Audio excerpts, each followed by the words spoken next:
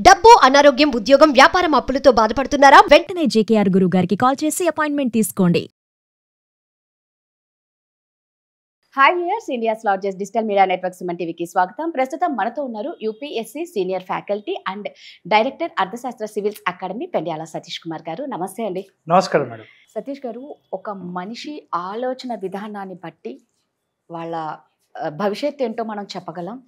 ఆ ఆలోచన విధానాన్ని బట్టే, అంటే పాజిటివ్గా ఆలోచిస్తే ఆ వైబ్రేషన్స్ వేరుంటాయి, నెగిటివ్గా ఆలోచిస్తే ఆ వైబ్రేషన్స్ వేరుంటాయి. నెగిటివ్గా ఆలోచించే వాళ్ళవి వాళ్ళు సఫర్ అవ్వడం కాకుండా వాళ్ళ చుట్టుపక్కల ఉన్న వాళ్ళందరూ సఫర్ అవుతారు. చాలా మనం కరెక్ట్గా చెప్పుకోవాలంటే అనుమానం గురించి మనం మాట్లాడుకుంటే, అనుమానం పెనుభూతమని ఊరికే అనలేదు పెద్దవాళ్ళు.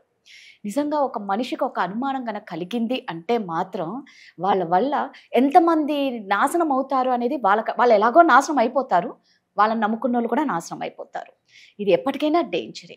నిజంగా పాజిటివ్గా ఆలోచించే వాళ్ళ మైండ్ సెట్ ఎలా ఉంటుంది, నెగిటివ్గా ఆలోచించే మైండ్ సెట్ ఎలా ఉంటుంది, అనుమానం వల్ల ఎన్ని నష్టాలు కలుగుతాయి? చాలా మంచి ప్రశ్న మేడం. నిజంగా మనము మన లైఫ్లో, మన జీవితంలో ఏ పని చేసినా కూడా, ఏ పనిలో ఉన్నా, అంటే ఇంట్లో భర్తగా కానీ, భార్యగా కానీ, లేదా ఆఫీస్లో మేనేజర్గా కానీ ఏదున్నా కూడా పని చేసేటప్పుడు ఈ కాన్సెప్ట్ అనేది వస్తూ ఉంటుంది మనకి.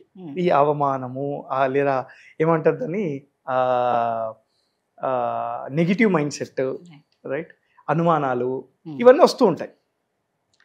ఇక్కడ ఒకటి చెప్తాను మేడం. అసలు పాజిటివ్ మైండ్ సెట్ ఎందుకు కావాలి మనకి? ఒక పాజిటివ్ మైండ్ సెట్గా ఉన్నప్పుడు అవకాశాలు వస్తాయి.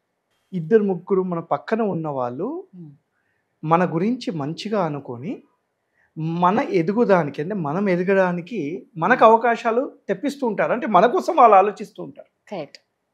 అంటే మనం పాజిటివ్గా ఉంటే వేరే వాళ్ళు మన కోసం ఆలోచించి మన గోల్ వాళ్ళు గోల్గా తీసుకొని మనని కూడా పైకి లేపే ప్రయత్నం చేస్తూ ఉంటారు. అదే నువ్వు నెగిటివ్ మైండ్ సెట్లో ఉన్నావు అనుకోండి.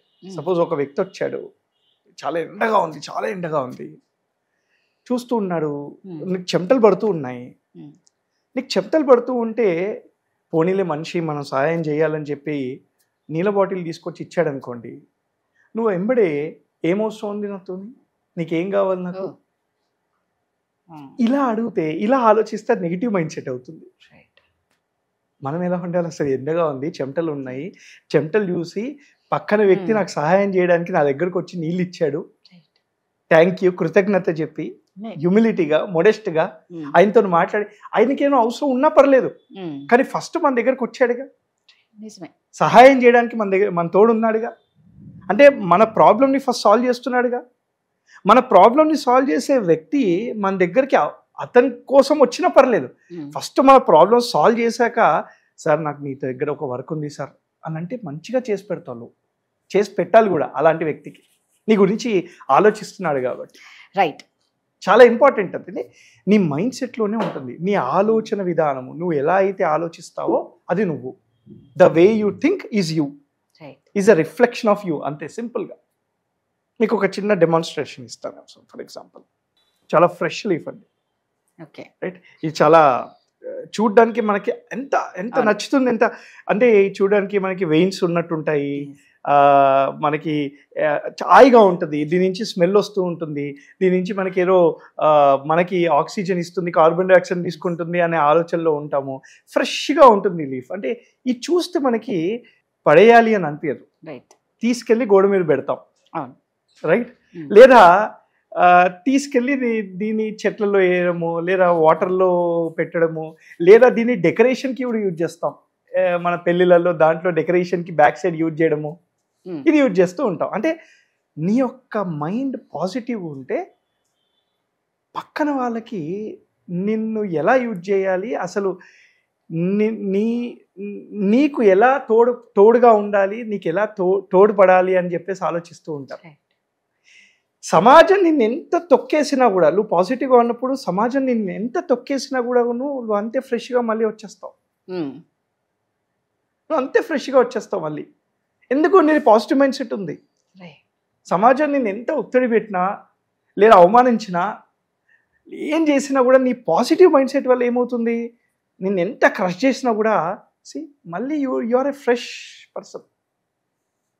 కానీ if you are a negative mind set person, చాలా నెగిటివ్ ఉన్నావు అనుకోండి, అసలు చూడంగానే మనకి ఉన్న ఇంట్రెస్ట్, అదేమో ఉత్సాహం, ఉల్లాసం అన్ని కూడా పోతాయి. అసలు చూడగానే మనం ఏం చేయాలి, ఫస్ట్ ఇది రోడ్ మీద నేను చూస్తే తొక్కుతాను, బాగుంటది కదా అని చెప్పి కరకర సౌండ్ వస్తుందని చెప్పేసి వీళ్ళు తొక్కేయాలి అని చూస్తా లేదు.